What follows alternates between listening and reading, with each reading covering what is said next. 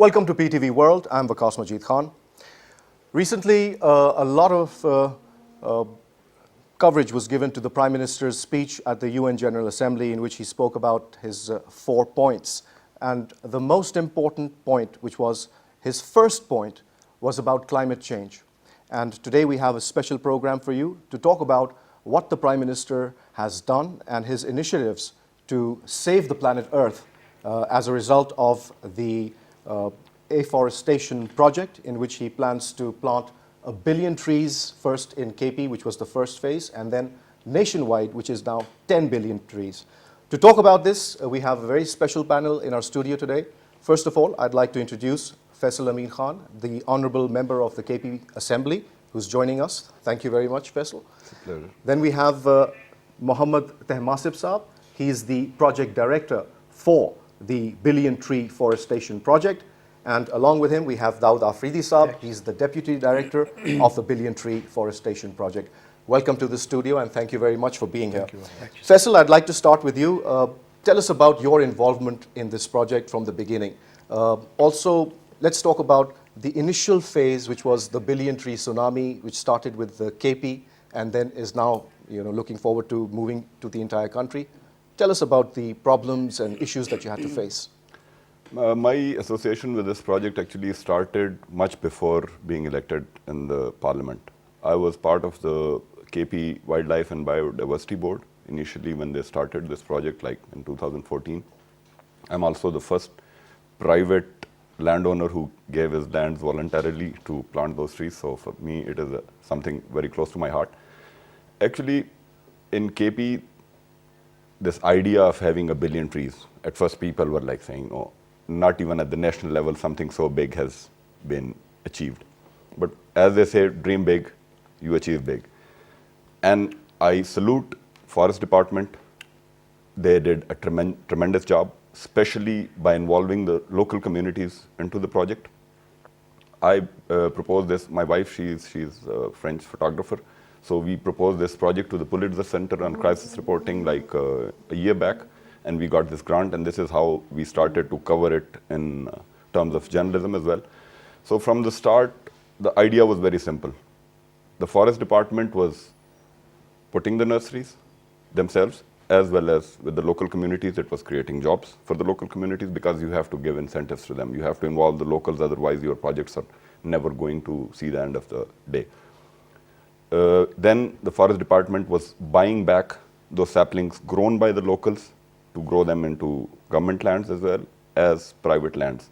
So 1 billion target, actually we exceeded that.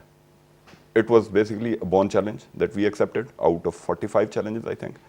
And we were the first ones to exceed our target. And what's inspirational is that it was an initiative that you took upon yourself as a private citizen even before you became part of the government. And I think that's a wonderful and inspirational thing that you did, and others should follow that as well. Tehmasib Saab, tell us about the problems that you had to face. Basically, it's a very huge project in my life. I have 34 years in my part as being a forester. But during 70 years, total 600 million plants have been planted during 70 years. But within 3 to 4 years, about 1 billion plants have been planted and raised. What I have learned is main thing is that in most of the projects which we have designed and implemented, we have not mostly involved the community. But this is the first project in which we have mostly involved the community. Especially, all the plantation has been carried out on the communal and private land which belong to the community. First of all, we met with the community. We constituted a village development committee. Then we selected the area. After selection of area, even choice of species we jointly decided. Basically, what we have faced problem in the previous project is that we have given a target from the high-ups. We just started the work without consulting the community and planted those species which we required. But when we involve the community, our plants are there, our survival percentage is very high. It is mainly due to the community. So what the problem we have faced during this, mostly we have faced 2 or 3 problems during the implementation, especially we have given a say private nursery, as Amin Sahab has told. But as this is the most technical phenomena to how to raise nursery, most of the people to whom we have given the nursery, they have mostly raised those plants which they required or which require need less their Care. maintenance or care. Right. But on the other hand, they have they remained with parallel with us. But this was the main problem. We have involved the community. They mostly they remained with this project. They support us, but due to some technical know-how, this was the problem of the private nursery. Now, during this second phase, what we have learned that we have mostly given the private nursery to the women sector. In that sector, the women was ignored. But in this new 10 billion tree, we have mostly involved the women. That's wonderful. That is an incredible, aspect to this entire project. I think the uplift of women is very important in our society. Daud Saab, tell us about the criticisms that you may have faced as a result of embarking on this project. There were a lot of people who were trying to politicize this issue. What would you like to say to them, and what would you like to also show as a result of your efforts?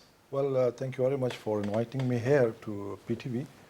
Special thanks to the PTV and you particularly. Before going to the details, I must add something that why the project was designed and how it was designed. Initially in 2013, the then provincial government came up with an idea of Green Growth Initiative. That was the first initiative ever in Pakistan. Under that initiative, the government has identified 6 priority areas. Forestry was at the top. Keeping in view that, forestry was keenly observed in terms of climate change, which is really now a current day phenomenon in the entire globe. So Billion Tree was designed in 2013, and in 2014 November, a full-fledged project document was designed, and my project director, he was the author of that. So under that project, we have identified certain areas which were bifurcated as that we will raise 40% through plantation and 60% through assisted natural regeneration by enclosing forest areas. And according to WRI, World Resource Institute, and Climate Risk Index, Pakistan was the 7th most vulnerable country exposed to the vagaries of climate change. And the second thing was that in PFRI, Pakistan is a Provincial Forestry Resource Inventory, a study conducted back in 2000 by KfW, a German government bank. And that study, it was highlighted that 74% of forests were degraded and 78% forests were understocked. And it's interesting that you mentioned these percentages, figures. What is the base requirement for a country, for a community, in terms of the percentage of the entire land mass of that country to be under a forested area? Internationally, it's around about 25%. And where do we stand? We stand at 5.1% at Pakistan. Well, that's a huge increase, because I think about before this billion tree tsunami project, we were at, I think, less than 2%. At national level, it was 5.1%, but due to billion tree now, it's shoot up to 1% more. At KP level, it was 20.3% in 2013 and 14, as per Pakistan Forest Institute Atlas report. But now it's more than 25%, and credit goes to Billion Tree Afforestation project. Oh, that's criticism wonderful. is good for us. The question was that what sort of criticism we received. Yes. It was a positive criticism, I will call, because we have been cautioned that there are certain gray areas in your forest, in your project, so you will have to come up with good ideas. So we rectified that at that point in time, and now in the coming 10 BTAP, 10 Billion Tree Afforestation project, we are conscious about those criticisms. Okay, that's wonderful. On that note, we're going to take a short break, and when we return, we'll continue the conversation. Okay. So take a short break. We'll be right back.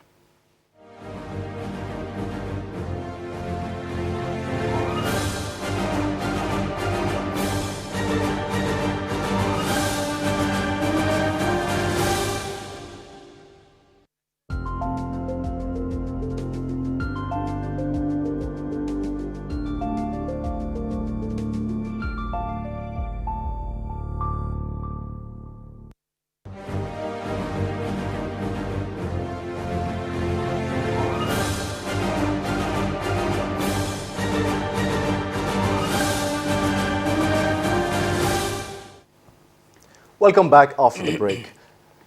Faisal, my next question is to you. Talk to us about the involvement of the Pulitzer Center on Crisis Reporting. How did you get them involved in this project, and what's the overall impact of their involvement? Actually, their platform is very big because they are international. They have given us a grant to continue and follow this project. It is basically a photography and a text thing. So I am writing the piece, and Sarah Caron, my wife, she is doing the photos for that. And at the same time, they have provided us with the platform to diffuse that internationally. I have also been taken as an educator in their education program. So basically, I have already started recently with them these Skype conferences with different students all over the world through their network to explain how a small province like KP was able to do it on their own without any international finances, because this is something very important that I would like to add. This project, the first phase, the Billion Tree project, was entirely financed and funded through KP's own resources. For the 10 billion, now it is a national thing, so we are getting help from the federal government, of course. But I think this is a big achievement to reach some target, in fact, exceed that target. We have gone 1.2 billion PD Sahab, I think. Yes, sir. In the Bond Challenge. And in the Bond Challenge, they were like also quite surprised because out of 45 national challenges, we were the only sub-national entity to reach it before time and to even exceed it. So it was quite good. So basically, the Pulitzer is giving us their platform to share our experiences with the rest of the world and to Fantastic. That's incredible. Temasif Saab, you can also talk about the involvement of the Pulitzer organization. Apart from funding, what other endeavors are they helping the project with? Just apart from spending money, is there some way in which they're disseminating the knowledge that has been gained through the KP project with the rest of the world? How is that going to be? Are you also in touch with other people around the world who are engaged in reforesting their countries, or is it specifically restricted to Pakistan? Basically, it was in our PC1. We as Faisal Saab has already explained that first phase we have spent throughout our own resources. Poor and small province, we have our own resources, but it was mentioned in our PC1, we will look for a donor. But unfortunately, due to some reasons, we couldn't find any donor during 3 phases. But luckily, now when the project has succeeded its achievement, and our efforts are appreciated at international level, and we have received many appreciations, including in COP21 we have called as a sixth big tiger, forestry tiger. Similarly, protected area partnership we have received. World Economic Forum we have got appreciation. And there were some Germans also who approached you. And like that, now the German government in a shape of grant, they are coming us, and hopefully that they will support us in our billion tree afforestation project, as well as coming a 10 billion tree project with a grant of 13.5 million, very huge investment. They are coming. Similarly, Korean government, Swiss government, and many other government now, due to our efforts, our achievements. So they're also gaining from the expertise that you gained as a result of this project. So you're sharing that knowledge with others around you. Even in the last month, Chinese, when our PM visited China, from there a well-renowned company came here, which were expert in desertification. So the many countries, they are coming to Pakistan, especially to support this project. All right, now on a different note, which is one of the problems that we have been facing or seeing in our country is the timber mafia. That unfortunately, Daud Saab, has caused a major dent in our national forest cover. How is the government addressing the timber mafia problem? Actually, forest, it's an open bank. The trees, it's worth. Like we have a bank, and for bank we have so many security measurements, like we have security guards, we have CCTV cameras and things like that. as far as forests are concerned, these are open banks. For open banks, you will have to enforce the laws which we have. Since British era, we have a 1927 Forest Act. Now it's a 2002 Forest Ordinance. Under that ordinance, the divisional forest officer, along with his staff, and the chief conservator and conservators, they are basically looking after the entire safeguarding of the forest from timber mafia. Since 2014, there is zero tolerance for any sort of timber mafia. Now, believe you me, you cannot get the local timber in your market. Now international timber is coming. That's the sign of good management and governance and protection of forest, that the mafia has been brought down to zero level. And that was the motto of the provincial government. Particularly as far as billion trees afforestation is concerned, under this project, it's totally a mind change. The community is now conscious about the tree. They know what trees are doing for us. It's sequestering the carbon dioxide from the atmosphere. It's converting the carbon dioxide into wood, into fruit, into fuel wood, and to things like that.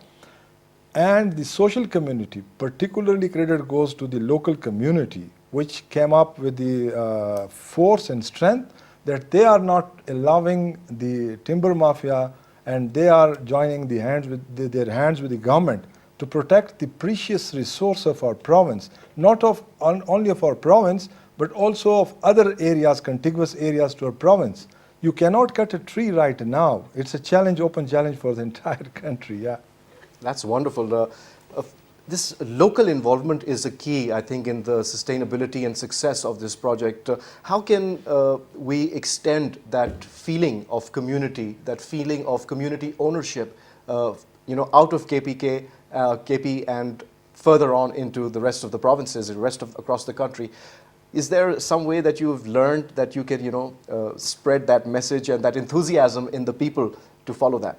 I am a perfect example myself. So I give my personal example, and of course there are other examples as well. What was good about the Billion Tree project? At first, of course, like any big project, people are having apprehensions. You tell them, I want to plant trees, and they're looking that maybe the state wants to take my land or whatever.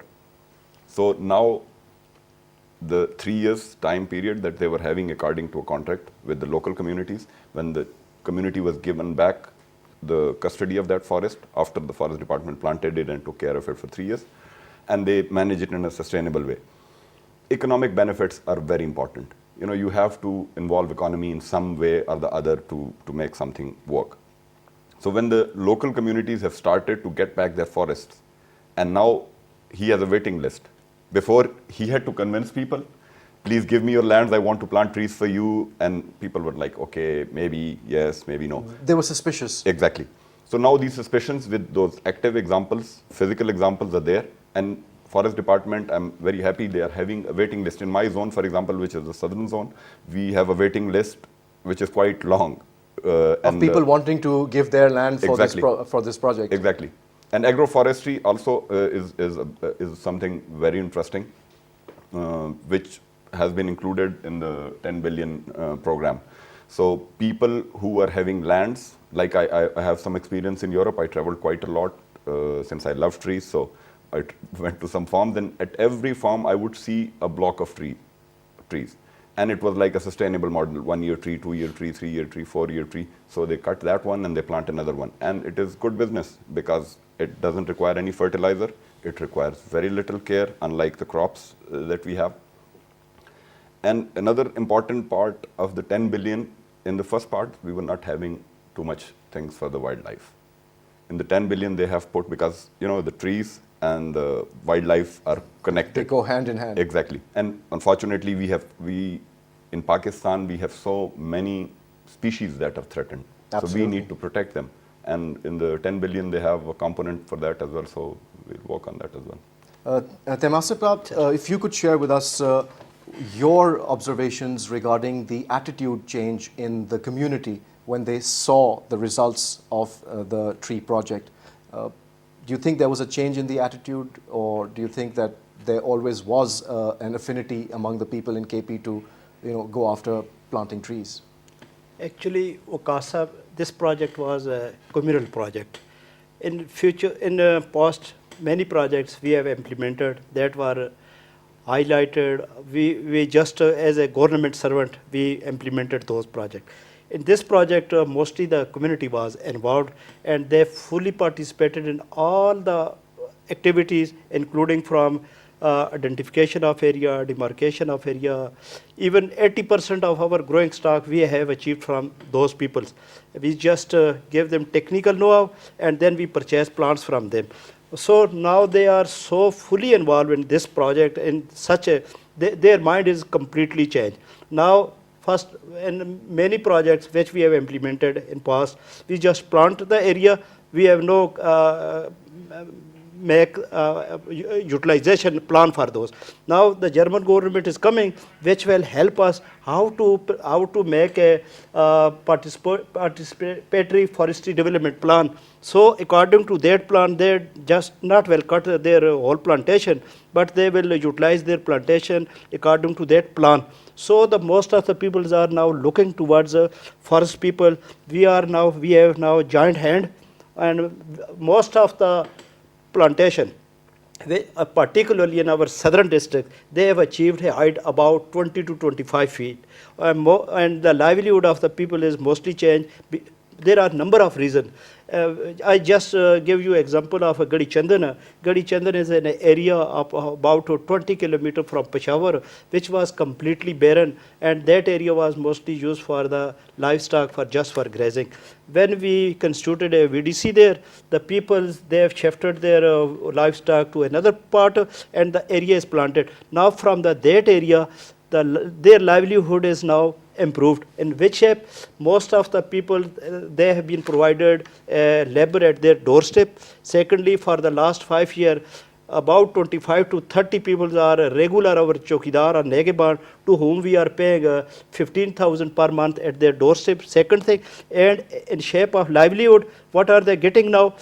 Most of the people from Peshawar, there was no such a big chunk or big area to see the forest. Now the most of the people from Peshawar are near, they are now going to there on the holiday or weekend, one thing. And the same thing, second thing is that the most of the beehives people, they are now put their beehives there, and they are getting nectar from their bee, getting nectar from there, and the peoples are getting income from those. Similarly, livelihood, similarly wildlife and many other things they have improved. This will help in increasing their livelihood in future. At this stage, most of the people in the KP, they have changed their mind. They are now tree loving. Everybody, every time they are coming to offices, please give us plant, give us tree to plant there. Not only the tall, big people, even the small children, small school boys, they are loving to plant a tree. That's fantastic. Yes. And that's the kind of change, a social change that we really want to see in our communities. Another criticism, Daud Saab, that came upon this project was that there are many non-indigenous species or invasive species that have been planted in this project. What would you like to say about that? Actually, nature itself is selective about the species. Whenever you plant a tree, if it persists and if it's compatible with the environment, it will survive. Otherwise, it will not. I have a report of Pakistan Forest Institute regarding the particularly eucalyptus, which is a very sort of notorious species made by us. I think it's good for waterlogged and saline areas. If you grow there, it will give good results. It's a native species of Australia. They have 738 species there in Australia. But we have just practiced Eucalyptus camaldulensis. It's a technical name. We call it Lachi safeda locally. But technically it's Eucalyptus camaldulensis, Eucalyptus microtheca, Eucalyptus cetrodora, Eucalyptus torrelliana, you can name it. Those species which are recommended and recommendable for the saline waterlogged areas, they are commendable, they are delivering. We have a field guide in our project document. It pertains to the selection of species for a particular area. So the area managers, they know how to select a tree, because a divisional forest officer, he is the graduate of Pakistan Forest Institute, which is the only one institute across the country. And there they have been taught Silviculture, it's a technical word for forestry, where it's an art of tree, how to grow a tree, where to grow, when to grow, and what to grow. So Right. it's very clear to the manager. And the other thing which I want to add is that the species, it has two aspects. One is social, and at the top, that is environmental. All the trees, they are sinks of carbon. Internationally, Switzerland is working on carbon sequestration, and they are paying $600 per ton to sequester the carbon dioxide mechanically.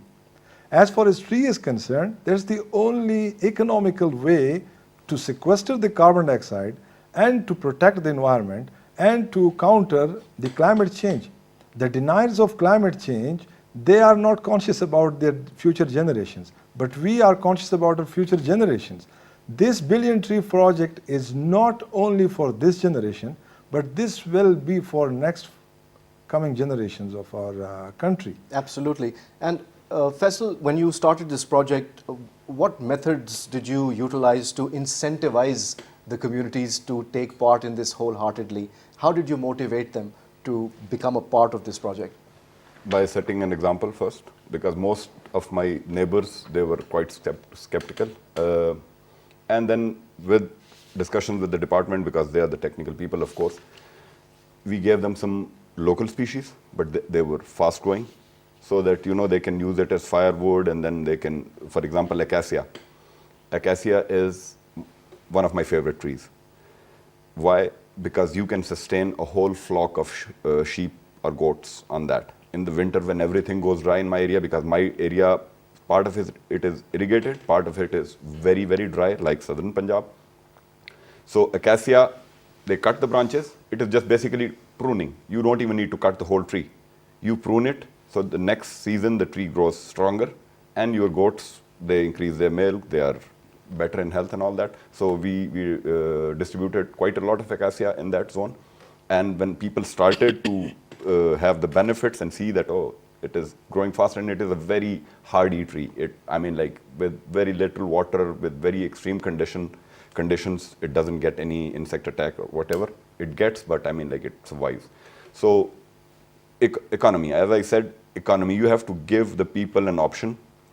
If you tell them there is a tree that will grow in 100 years, we don't think, as a nation, unfortunately, this is our dilemma. We don't think very far. But if you mix it up, you give them something that is going to bring them quick results, so they are taken on board. And my zone then, as the technical department people are here, in terms of plantation, Dera Ismail Khan is #1 in the entire of billion tree project. Congratulations, and a Thank great you. achievement, I must Yes. say. Thank you. No. Well, sir, moving on to you, Temas Saab, monitoring of this project is also a very important aspect. Tell us about that. How do you monitor it? How do you make sure that the plants that you have planted in the ground survive? How do you look at the use of water and any damage that is taking place due to any reason? How are you basically overall managing and monitoring this? Sir, what I have seen that during this project, the success of this project is due to 4 main reasons. First of all, due to involvement of local community. Second is political will. Second, project is used apolitically. And fourth one is it is day and night and good work of forest department. These are the main 4 reasons behind this achievement of this project. As far as regarding the success of this project is, the more important thing is the monitoring. In this project, there are 3 tiers of monitoring. First of all, we have in monitoring in past, but no such importance was given to monitoring during this project, due to which this project has achieved its marvelous achievements and its goals. First of all, internal monitoring, departmental monitoring, our STFO, range officer, forest guard, they are held responsible, 100% responsible. Our conservator is, our DFO is also responsible 50 to 100%, in some cases 50% for responsible, or some cases 100%. Our chief conservator is for 10% and conservator is for 30% responsible. I am leading a PMU. I have 3 monitoring officer in all 3 regions, region 1 including southern part of the KP, and region 2 Hazara division, and third is Malakand. So do you think that these monitors that you have on the ground have the required resources to do an effective job? Yes, sir.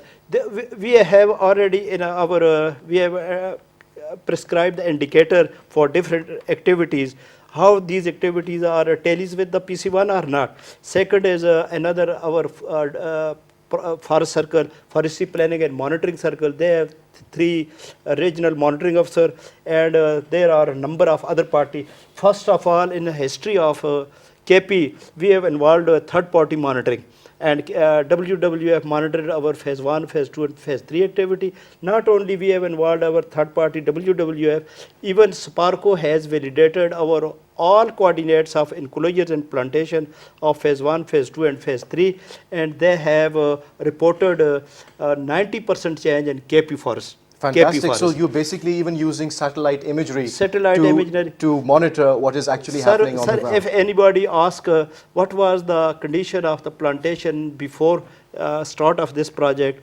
SPARCO has taken the images of year 2013 and 2017, 2018 and 2019. Anybody can see easily what was the condition was that and what change has been taken. And these images are available on the SPARCO website. Anybody can access Anybody can access. Just to can. capitalize on Yes. the project director's words, we have a dedicated project website, and we have a YouTube channel for that. We have Twitter, we have Facebook and things like that. SPARCO, they have validated a big change ranging from 2014 till 2018, and they have also given us the ground truthing of all the reports. We have provided the coordinates. They have plotted that on their satellite images, and they came up with a report where they have detected more than 88% change in the forest cover of Khyber Pakhtunkhwa province. Here I must add that credit goes to our heroes who really sacrificed their lives for this project. We have around about 13 staff members and community members who sacrificed their lives for this project. Martyred. Yep, they have martyred. And Wow. more than Seven. 7%, they are permanently disabled. They are incapacitated now. Well, they should, I mean, my personal salute to these people, and I Exactly, think sir. they must be appreciated, and the rest of the country should also be apprised of their sacrifice. I think that is a far greater sacrifice trying to save the planet than there can ever be. Exactly. Moving forward, let's also talk about the survival rates. Faisal, we talked about that before the program. How many trees survive? Generally, what's the international ratio, and what are we witnessing in Pakistan? In Pakistan, we did more than what we expected, frankly speaking. I am speaking about me personally, because as this WWF report, they were with us throughout. The internal monitoring, as PD Saab explained, the internal monitoring of the department, that was there. But the third party, because it never happened. It was for the first time in the history of KP, at least, I don't know about the rest of Pakistan, that a third party, and as reputed as the WWF, was involved and to tell us that, okay, we plant it, you come tell us how much they are surviving. So in their report, it is 88%, which is a phenomenal figure. Phenomenal. And this gives us more heart. You know, it motivates us even further that if we can do it once at 88%, maybe next time we go for 90%. And why not? Because learning by example, as you say, we have learned as well. What kind of a reaction or interaction have you been able to have with the forest departments of the other provinces? Of course, we've seen this as a huge success for KP, but we'd like to see that success extend into Sindh, into Punjab, into Balochistan. Are there any methodologies in place for you to extend this project further and make it, as successful as you've done in KP? Would you like to answer? I think, in my opinion, because KP was the leader, the other provinces and them, they should sit together, and they should not go the long way. They should learn from have you witnessed an interest, sir, from their side? We have already having a meeting with all the provinces, and we have visited all the provinces, included the territories. As we are as a leader, and we have already completed our job. So they ask how you have designed, how you conceive the idea, how you design the PC1, how you implemented, how the Implementation is the monitored, most and important how part. you achieve the targets. And so they are all on board. So we are regularly visiting their provinces, and on the day-to-day basis, we are sharing our ideas. Well, another very important aspect is the reclamation of bad land or wasteland and soil conservation. I think that is also a very important aspect of the environment. What is the relationship between the forest department or the forestry endeavor or this plan with the aspect of soil reclamation or reclamation of wasteland?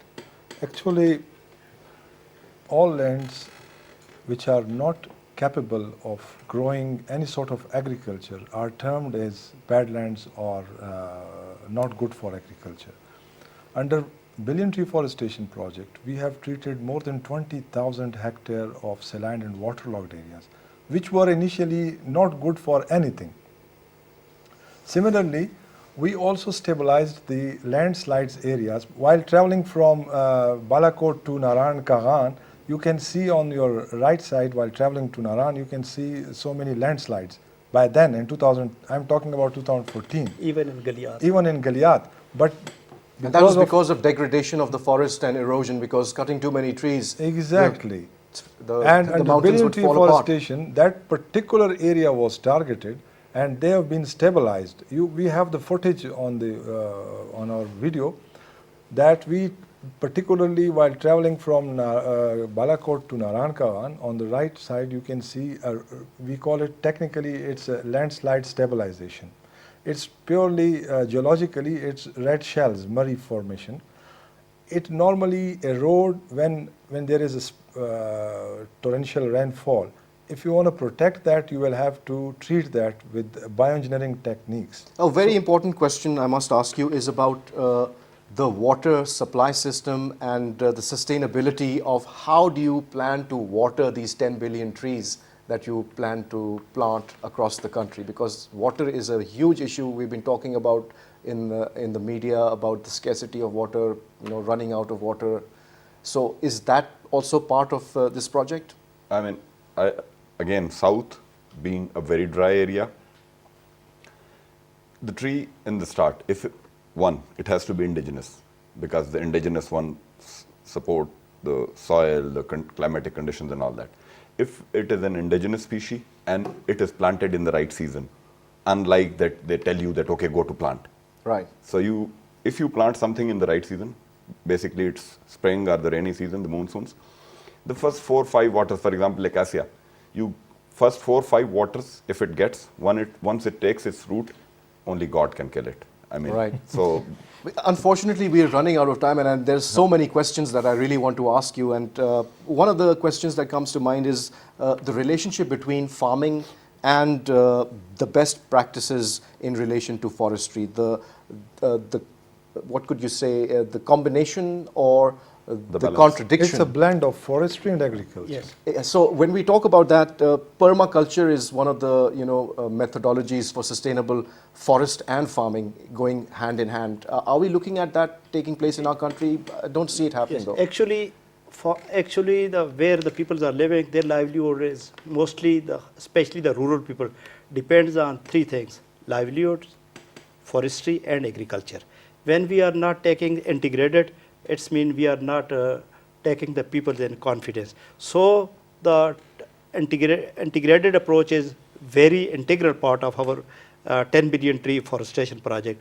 And 10 billion tree forestation project, we have included forestry, fruit trees, and ornamental trees. So within the farm, even we have included the range management. So near the community and through integrated approach, we will looking their needs in shape of livestock in agriculture, as well as their food and requirement as a forest.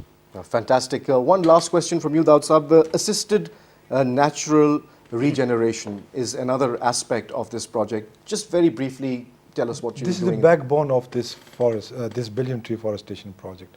Internationally, 95% forests are restored through natural regeneration, and we have adopted this under this project. We just close the area where we have mother trees, and the seed fall from the tree when it touches the ground and the appropriate season come in, then we receive the natural regeneration. There is no rocket science. You are just to protect the forest, and for that we have nagahbans, and around about 60% of our seedlings are coming through natural regeneration. And I am referring back to the PFRI. And that study, it was stated that 78% forests are understocked and 74% are not capable of natural regeneration. So under BTAP, we made that capable of natural regeneration. This is assisted natural regeneration. That's fantastic. I wish we had more time and I could, ask you more about this wonderful project. But unfortunately, we are out of time, and I'd like to take this opportunity to thank you, Daud Saab, Temas Saab, Thank you, and sir. Faisal. Thank you, sir. Thank you Thank so much for taking out the time and talking about this most important issue. And before we end the program, I would like to say that our Prime Minister Imran Khan is thinking about not just the protection of Pakistan, his own country, but he's talking about the protection of the entire planet and the protection of humanity for future generations. And on that note, it's goodbye.